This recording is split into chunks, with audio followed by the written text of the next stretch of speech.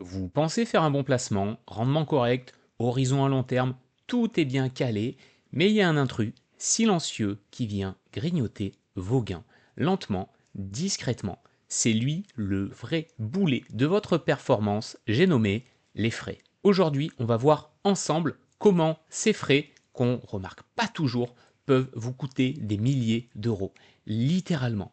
Et surtout, on va apprendre à les repérer, les comprendre et limiter leur impact. C'est parce qu'on sait où est-ce qu'il faut regarder que l'on arrête de se faire avoir. Salut et bienvenue, je m'appelle Benjamin Voris, ici on parle de finances personnelles et d'investissement. Si vous voulez reprendre le contrôle sur vos finances et comprendre ce qu'on ne vous a pas expliqué à l'école, vous êtes au bon endroit. Si ce n'est pas déjà fait, pensez à vous abonner, c'est le meilleur moyen que vous avez de soutenir mon travail. Quoi de plus simple pour comprendre l'impact des frais que de faire quelques calculs? Alors, je vous ai prévu une petite simulation. J'ai fait une petite feuille Excel qui calcule tout ça pour qu'on puisse prendre conscience ensemble de l'impact des frais sur un placement.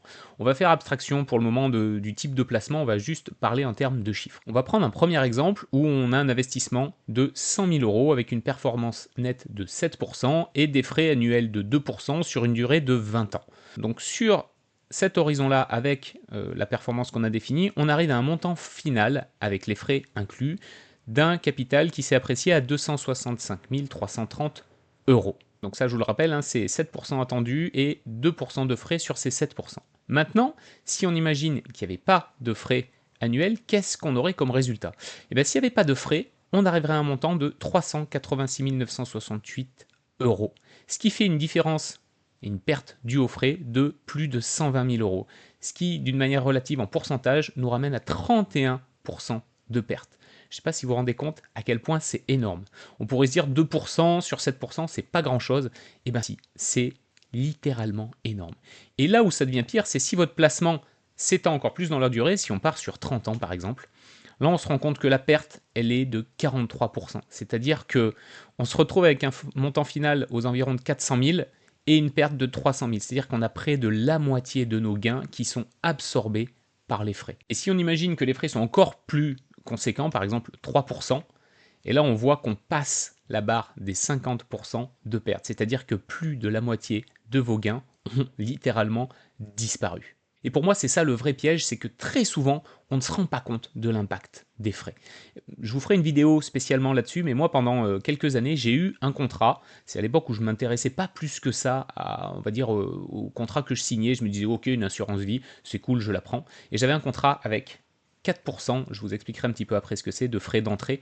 Donc, des choses qui sont complètement aberrantes et qui détruisent littéralement la performance de vos investissements. Et si on joue avec des montants supplémentaires, imaginons qu'en plus on ait eu de l'investissement régulier et qu'on se retrouve avec un montant investi de 200 000, là on voit vraiment que les pertes dues aux frais, elles sont incroyables, elles sont terribles parce que tout votre investissement, finalement, en tout cas la majorité de votre investissement, il ne va pas dans votre poche, il va dans la poche d'un gestionnaire. Viser 0% de frais, ça sera impossible, parce que forcément, il y a des gens qui vont se rémunérer au passage, et c'est normal, parce que les outils qu'on utilise, il faut bien que quelqu'un les paye. Si on vise quelque chose en dessous de, par exemple, 1%, qu'on part sur du 0,7, on voit qu'on tombe sur un montant qui déjà est un peu plus acceptable, puisqu'on passe sous la barre des 20%, et les pertes qui sont dues à nos frais sont déjà moins, on va dire, conséquentes pour notre contrat. Si on passe à 0,5, là on arrive pas loin de la barre des 13%, donc pas loin des 10%, ça devient un petit peu plus acceptable. Donc le message et la chose que je veux vous faire comprendre à ce niveau-là, c'est déjà ayez conscience de quels sont les frais qu'il y a sur vos contrats. Et justement, qu'est-ce qu'on appelle les frais? Déjà, il faut comprendre qu'on peut avoir deux grandes catégories de frais. Frais qui sont visibles, indiqués noir sur blanc, ça va être les frais d'entrée qui sont prélevés au moment où vous placez votre argent, les frais de sortie, si vous retirez avant une certaine date ou sous certaines conditions, des frais peuvent s'appliquer. Il va y avoir les frais de courtage, c'est ceux que, par exemple, vous avez sur un PEA ou un compte titre ordinaire. Chaque fois que j'achète un actif, une action, un ETF, je vais payer des frais. Et les frais de gestion qui sont prélevés annuellement en général par l'intermédiaire ou la plateforme. Par exemple, sur un contrat d'assurance vie, vous pouvez avoir des frais de gestion annuels sur un produit donné.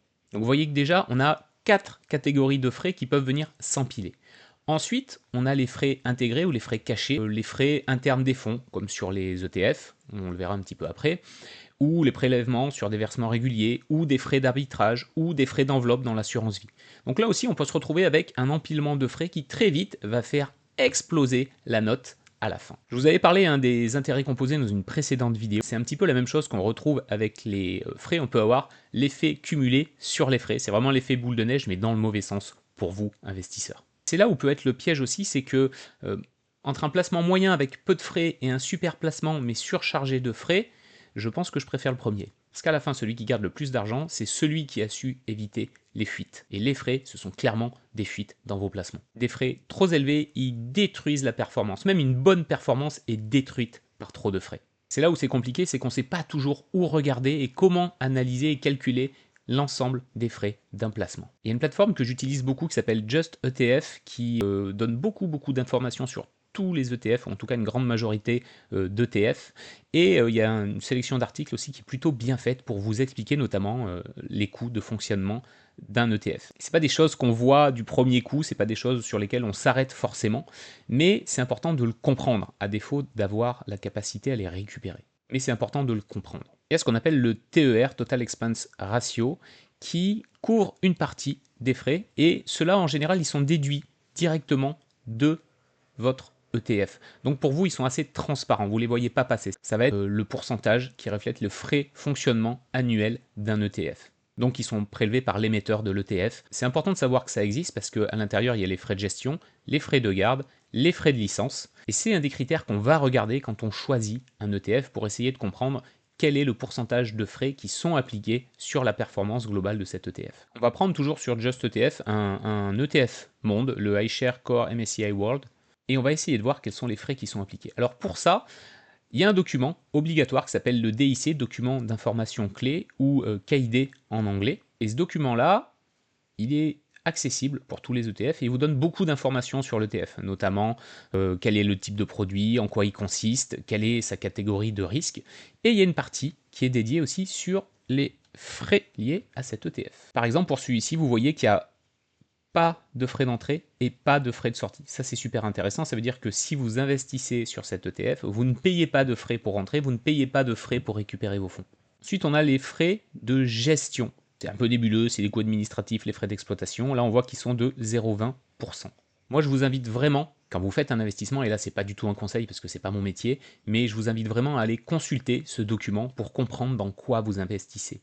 La pire erreur que peut faire un investisseur, pour moi, c'est de ne pas comprendre dans quoi il investit. Pourquoi je vous dis ça? Parce que c'est une erreur que j'ai fait pendant longtemps, et je vous ferai une vidéo pour vous expliquer, peut-être pas toutes, mais en tout cas une partie des erreurs que j'ai faites, qui étaient notamment d'avoir le mauvais objectif et de ne pas comprendre clairement dans quoi j'investissais, ni comprendre l'impact des frais sur mon investissement. Quel que soit le support dans lequel vous allez investir, pour moi c'est essentiel d'aller regarder quels sont les frais qui y sont appliqués, parce que ça va être un vrai critère de choix. Les frais, c'est un peu comme les termites dans le bois, c'est invisible, mais ça fait beaucoup de dégâts, c'est même parfois destructeur pour vos investissements. J'espère que cette vidéo vous a permis de comprendre l'importance de regarder les frais, de commencer à savoir où est-ce que vous pouvez les chercher, de quoi ils sont composés, et comment essayer de limiter leur impact sur vos futurs investissements. Parce que tout l'argent que vous laissez sur le côté à cause des frais, celui-là, vous n'arriverez jamais à le récupérer. Si vous voulez faire un bilan financier flash de votre situation patrimoniale aujourd'hui, je vous ai mis en commentaire sous cette vidéo l'accès à un outil que j'ai créé qui vous permet de rentrer tout un tas de données et d'avoir un compte rendu. C'est froid, c'est clinique, ce ne sont pas des conseils en investissement, mais ça vous donne une photo à l'instant T de votre patrimoine. Je vous laisse tester, aller jouer un petit peu avec l'outil. On se retrouve très bientôt dans une prochaine vidéo. Ciao!